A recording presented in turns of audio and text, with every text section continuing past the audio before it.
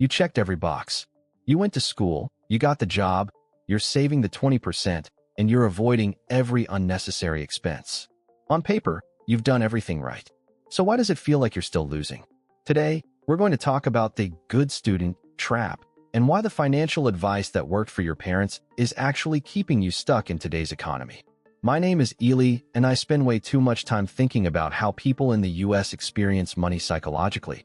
If you're someone who earns a normal income, maybe even more than you used to, but still doesn't feel financially secure, hit subscribe and give this video a thumbs up, because this one is going to explain something that most personal finance channels completely ignore. Let's start with a number.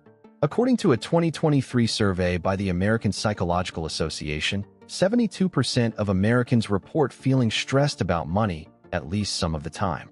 Not occasionally, not once in a while, regularly. Now here's the part that makes that number strange.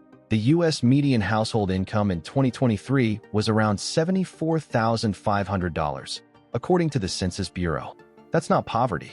That's not crisis-level income in the traditional sense. So why are nearly 3 in 4 Americans financially stressed? Here's the thing. The answer isn't just income.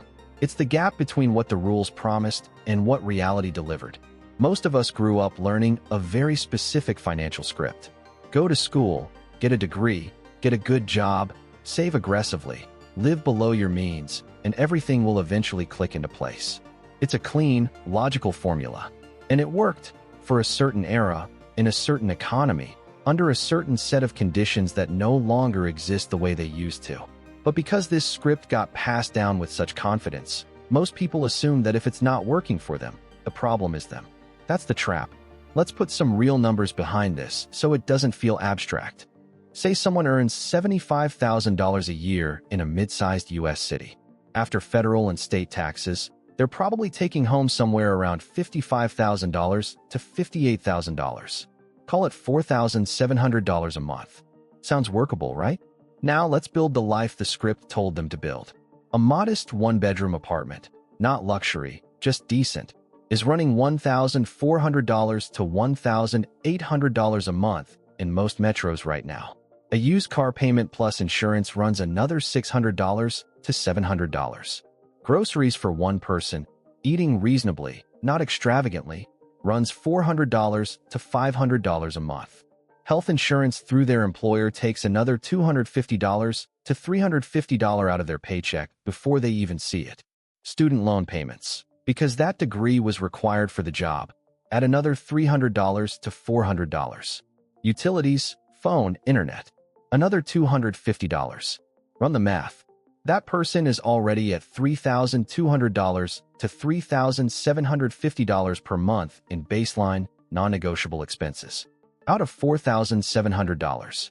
And we haven't talked about clothing, car maintenance, medical copays, dental, or anything resembling a social life.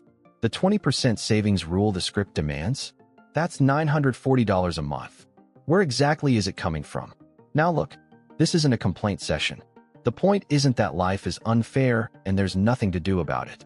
The point is that when people are doing everything right and still feel like they're barely keeping up, the instinct is to blame themselves. And that self-blame is where the real financial damage happens. Because when you believe the problem is your discipline, your habits, your mindset, you stop questioning the structural reality you're operating in. You just keep pushing harder inside a system that was calibrated for different conditions. Here's what most people don't realize. Financial stress isn't just about money. It's about a threat to your identity. There's a concept in psychology called identity-based threat. When your behavior doesn't match the story you've been told about who you should be, it creates a kind of cognitive dissonance that feels genuinely dangerous. For people who followed the rules, who got the education, the job, the savings account, discovering that it's still not enough doesn't just feel disappointing. It feels like something is wrong with them specifically, like everyone else figured something out that they missed. That feeling is extraordinarily common, and it's also extraordinarily paralyzing. The Federal Reserve Survey of Consumer Finances has found consistently that a significant portion of American households, including those with middle-class incomes, have limited financial cushion. Millions of households earning between $50,000 and $100,000 a year could not absorb a $1,000 emergency without borrowing or selling something. Not because they're irresponsible, because the margin between income and the cost of a modern American life has been shrinking for decades, while the expectations of what that life should look like have kept growing. This is where it gets interesting and a little uncomfortable. The financial advice most people receive is calibrated to a 1990s economy. Housing was cheaper relative to income. Healthcare was a smaller percentage of household spending. A bachelor's degree cost a fraction of what it costs now. The concept of a pension still existed. When the standard advice was written, the rules of the game were different. But here's the problem. The advice never got updated. It just got repeated louder. So we have an entire generation of people who did the work, got the credentials, and then arrived at adulthood to find that the math doesn't add up the way it was supposed to. And instead of questioning the math, they question themselves. There's another layer to this that doesn't get talked about enough. It's called the hedonic treadmill, and it's one of the most quietly destructive forces in personal finance. The hedonic treadmill is a psychological principle that describes how humans adapt to changes in their circumstances remarkably quickly. When income goes up, so do expectations, almost automatically. The raise that felt life-changing in anticipation becomes the new normal within about 3 to 6 months. The apartment that felt spacious starts to feel cramped once the neighbor gets something nicer. The car that felt like a reward starts to feel ordinary when everyone in the parking lot has something newer. This isn't a character flaw. It's a feature of human neurology. The brain is wired to notice change, not steady states. It's the same mechanism that makes you stop noticing the hum of an air conditioner after a few minutes, but jump when it suddenly turns off.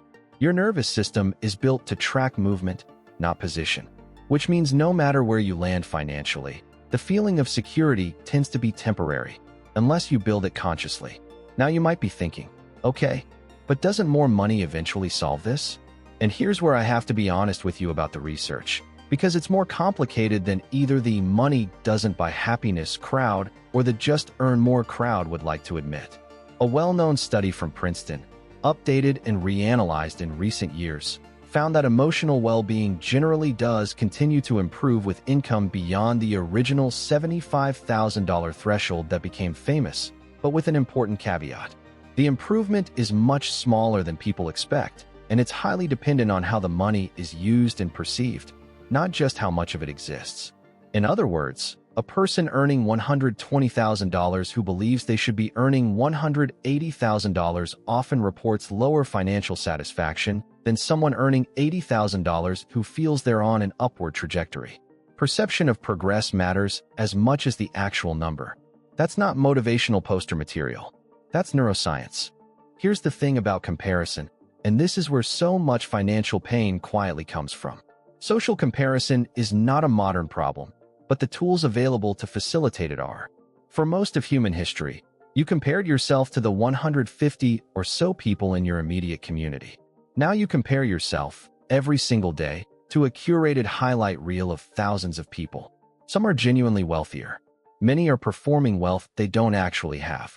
But your brain cannot reliably tell the difference, and it doesn't matter. The emotional effect is the same either way. Researchers call this relative deprivation. It's the feeling of having less than a reference group you've identified with. And studies consistently show that relative deprivation produces as much stress and anxiety as actual material scarcity.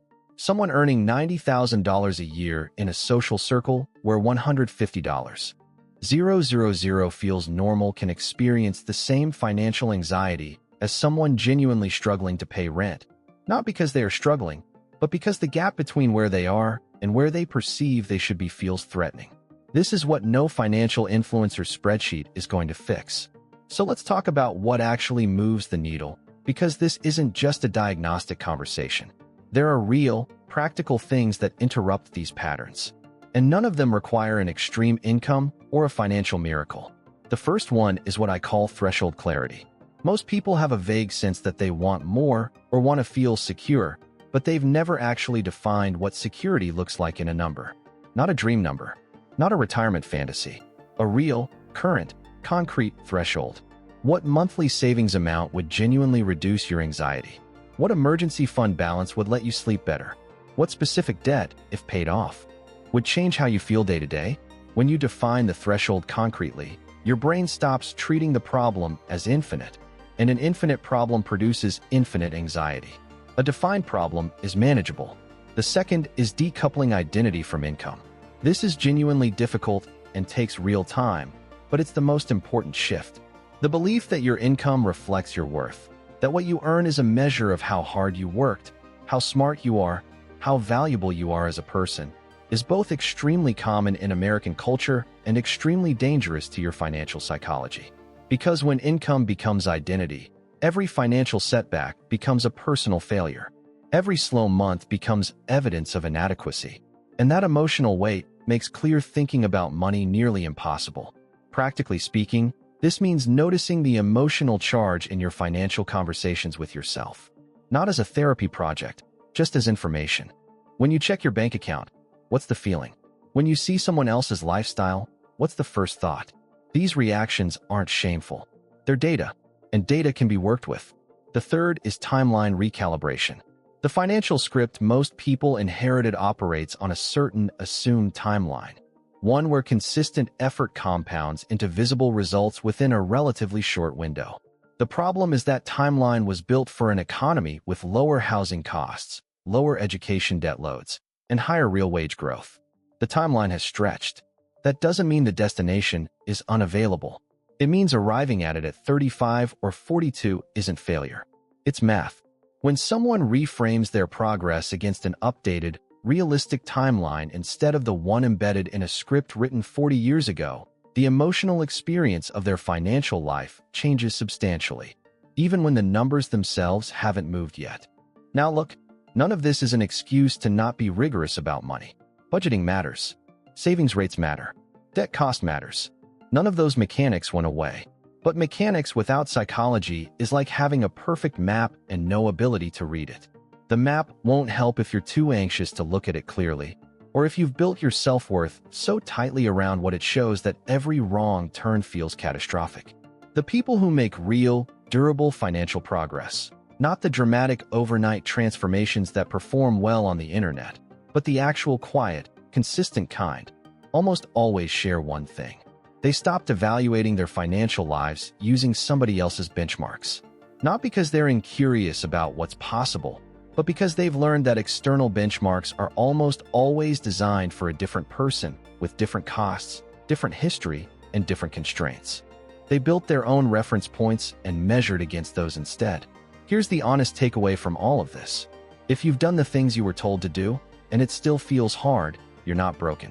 You're operating in an economy that changed significantly without updating its instruction manual. The stress you feel isn't weakness. It's a rational response to a genuine mismatch between expectation and reality. But staying in that stress and letting it drive avoidance, numbing, or identity collapse is optional, because there's a different way to relate to this. The goal isn't to pretend the difficulty doesn't exist. It isn't to manifest your way into a different income bracket. The goal is to stop making the difficulty mean something about you personally, to build an honest picture of your actual financial reality without the noise of comparison, and to make decisions from that clearer place, consistently, and without waiting until everything is perfect to start. That's it. Not exciting, not viral, but genuinely useful. If this conversation resonated with you, subscribe. There's a lot more of this kind of thinking on this channel, the kind that connects the numbers to the behavior, and the behavior to why it's so hard to change. Drop a comment below if you've ever felt like you were doing everything right and it still wasn't enough. Because if the comment section on this video is anything like my inbox, you're in very good company.